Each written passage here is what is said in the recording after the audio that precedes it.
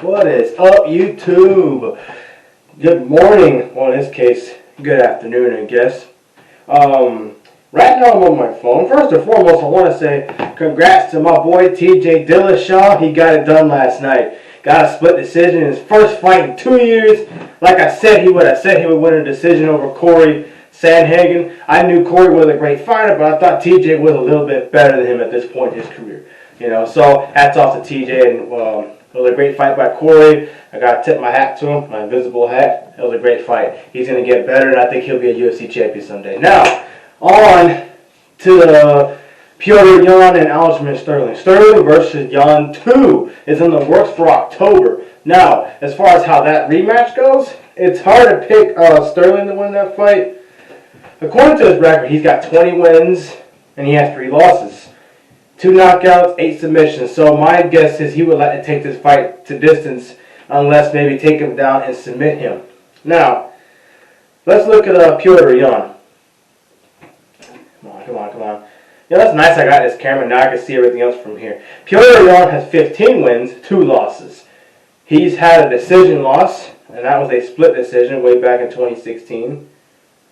And then he got disqualified against Aljamain Sterling to lose the UFC championship. Now, has anybody ever won a UFC title by disqualification? I don't think so. So Aljamain Sterling kind of made history. Now, I know what the records say. I know who's champion, who's not champion, all this other stuff. But I gotta go with Petr Yan in this fight. I think Petr is really pissed off. He's angry. He's motivated in this fight.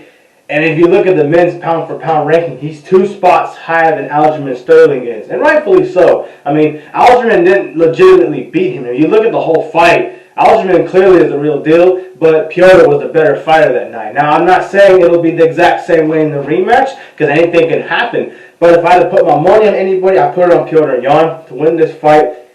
And given his records, he's split between 7 knockouts, 7 decisions. He's had a submission, so most of his fights he finishes those guys. Alright, let's look at what he's done before that. He knocked out 2 WEC legends, clearly UFC Hall of Famers, Uriah Faber, and future Hall of Famer Jose Aldo.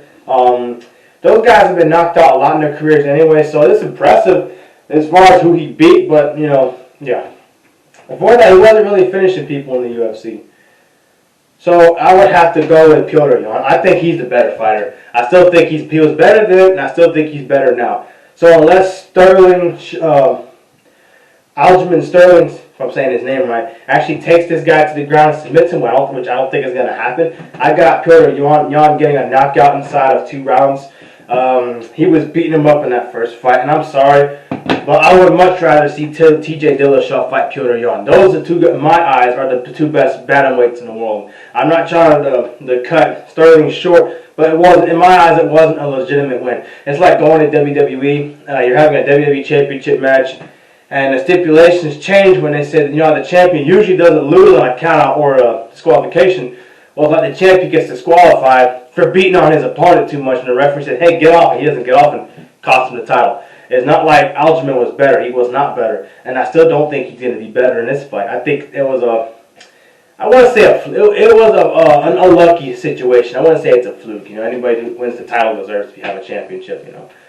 I'm not saying he doesn't deserve it, but I think Petr's better. I think Petr's going to knock him out in the feet. He's going to hit him with a big head kick and follow her up with some strikes. I don't see Aljamain beating him. I mean, it might be more competitive than it was the last fight. It might be more even. But ultimately, I just think Petr is a different animal on the feet. He has 7 knockouts for a reason.